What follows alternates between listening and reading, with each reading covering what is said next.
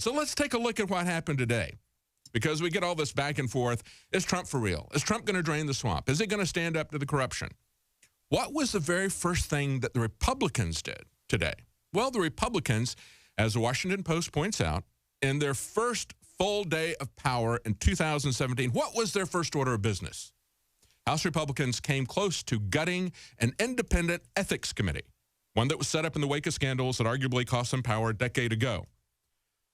And so the first thing they did was not to cut taxes, not to cut regulations, not to get rid of the Obamacare mandates. Their first act was, let's get rid of the independent ethics panel. That was Republicans.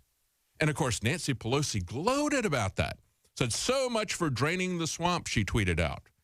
But Donald Trump came back and said, with all that Congress has to work on, do they really have to make the weakening of the independent ethics watchdog, as unfair as it may be, their number one act and priority? Focus on tax reform, on health care, on so many other things of far greater importance. And I got to say, for Nancy Pelosi to come out here and say, so much for draining the swamp, the chief alligator who's been swimming around that swamp forever. And we're going to talk about here, I want to remind you of Nancy Pelosi's ethics issues. Okay, it's not just the Republicans. Yes, they're in there as well. It's a bipartisan swamp. And the good thing about it was that Donald Trump came out with that, slammed them on that issue. And as the Hill points out, the GOP had an emergency meeting because Donald Trump complained about it, and they withdrew that proposal after their emergency meeting.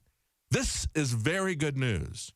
This is the very first thing that we've seen Donald Trump going against the Republicans and saying, no, we're going to drain the swamp. We're not going to let you put off the real business of government, the real things that we have said we were going to do as we got elected as conservatives or libertarians. No, you're going to cut the ethics oversight. That's your first order of business. Absolutely amazing. But I want you to remember what Nancy Pelosi and Obama did when confronted with this. Let's remember where this all started. And, of course, going back again to this Washington Post article, they say, well, what is the Office of Congressional Ethics? It's an independent body. It's the first independent body that they've created that oversees and investigates ethics. And I have 4 Republicans, 4 Democrats. None of them can be current members of Congress. They cannot be employees of the federal government. They're trying to get some independence here a little bit, okay? A lot of it is just, you know, a mask, and we'll show you why this is a mask. Nevertheless, as they talk about increasing transparency and providing information to the public, we're going to tell you what really happens with that. But even this beard over their ethical problems, the Republicans wanted to get rid of today. And this all goes back to the time that Jack Abramoff was in Congress and the corruption that we had there under the House Speaker and pedophile Dennis Hastert. And as the Washington Post goes in, they talk about Republican problems, of course, because they're very partisan. They talk about Tom DeLay. They talk about the Abramoff lobbying scandal under Hastert. They talk about Mark Foley, who had to resign amidst allegations that he had sent sexually explicit messages to congressional pages, as well as other bribery scandals. But then there was also some things with Democrats. We had Alan Grayson, who was caught by this ethics office. They said he may have improperly used his house office to handle a family-run hedge fund. There were 10 lawmakers. Some of their spouses took all expenses paid trips to the Caspian Sea in 2013, secretly funded by a state-owned oil company of Azerbaijan. You know, what about all these congressmen that get junkets to Turkey paid for by Fethullah Gulen's organization? No investigation of that. So they're very selective about what they want to look at. They're also selective about the partisan aspects of it. But let's go back to 2011, and let's remember what happened then. We had Nancy Pelosi in a 60 Minutes investigation. Now, this is information that had been given to them by the Hoover Institute. This is a conservative organization. They'd done some investigation. They gave it to Steve Croft with 60 Minutes. And in 2011, November 2011, he had a very pointed exchange with Nancy Pelosi.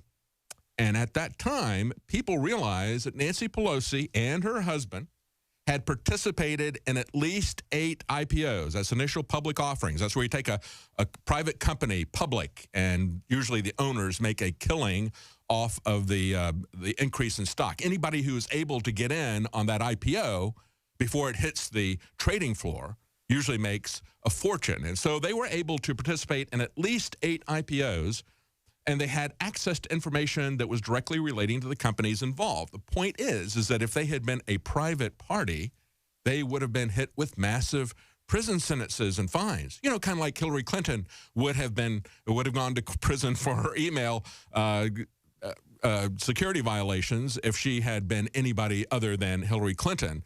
But this is what the people we learned after this came out with Nancy Pelosi and her husband. We learned that there was no rule that Congress couldn't engage in insider trading. Now, remember, we had some very high-profile cases of people going to jail for very minor violations of insider trading. It's something that the SEC watches like a hawk and sends celebrities to prison on a regular basis, but not Congress. So this became a very big scandal. And in response, they passed something called the Stock Act, Stop Trading on Congressional Knowledge Act. I love how they come up with these hokey acronyms. They always do this. And the interesting thing was they enacted this to cover up this scandal. They said, all right. Yeah, Nancy Pelosi and her husband made a fortune doing insider trading, but it wasn't against the rules because we exempted ourselves from those rules, you see. And so then what they did was they said, we'll fix it. We'll fix it. We're going to make sure that doesn't happen. We're going to create this Stock Act. So they do that in April of 2000.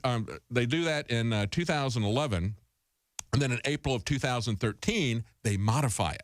In other words, they eviscerated it when nobody was looking. So they waited about 8 or 9 months.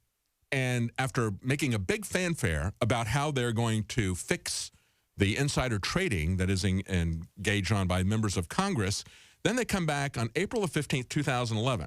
They introduced a bill from Harry Reid, of all people, and he put this to the Senate. They passed it by unanimous consent. It got 14 seconds of consideration before being passed by unanimous consent. And what did they do with that? Well, they removed the creation of searchable, sortable disclosure of the information. So much for transparency for the public, right?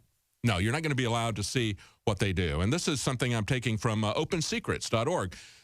Going back to April 15th, 2013, an action alert. Say, look, the Stock Act was just reversed, and it was signed by Obama, okay? He had no problem signing that. And so they took away the requirement of electronic filing for Congress. They took away the requirement of filing by the president or the vice president or the president's cabinet or congressional candidates, as well as high-level executive and congressional branch employees. In other words, all of these people in government don't have to file, and they can still engage in insider trading. So they came out with a beard piece of legislation. They waited about 8 or 9 months, and then they repealed it quietly with 14 seconds of deliberation and did it unanimously by voice consent, and then Obama quietly signed it into law. Now, I want you to compare that to the feigned hand-wringing by Nancy Pelosi about the fact that the Republicans, as their first order of business, decided they wanted to get rid of Ethics Oversight Committee, the Independent Ethics Oversight Committee. And I want you to look at what Donald Trump did. He didn't quietly go along with this. He didn't sign this in the middle of the night like Obama did. Instead, he took to Twitter and he called them out on it. And he made them meet an emergency meeting to try to do damage control. This is a very, very positive sign. We keep getting more and more positive signs. And, of course, we see all these situations of people, businesses saying, hey, we're going to not build that $1.6 billion automobile factory. Ford said that down in Mexico. Instead, we're going to build a $700 million factory in the United States. And all that is great news. We've seen a lot of great news. We've seen a lot of great optimism. I'm telling you right now, when Obama starts talking about his record 4 years from now, and the Democrats start talking about that, they're going to look at when Obama took office in 2009, and they're going to say, look at how bad things were after the Federal Reserve engineered a burst of the economic balloon that they had created. And then look at how wonderful things were just before Obama left office. And they're going to ignore the fact deliberately that this stock market, this raging stock market, is a reaction to Donald Trump becoming president and the optimism about Donald Trump's presidency, and nothing that Barack Obama did. But I'm telling you right now, we can write this down, come back to this 4 years from now when they're running, or, you know, actually it'll be a little bit less than 4 years. They're going to pretend that Barack Obama did all of this stuff that is happening with Donald Trump. All the stuff that happened with the stock market and everything else. And, of course, we know that the system is working overtime to try to burst the bubble that they've been creating in terms of low interest rates. They've announced already 1 interest rate increase and another 3 next year. So they're going to try to burst this. But just remember where this is coming from, because we're going to have to fight that battle in about 3 years when they start running for president again.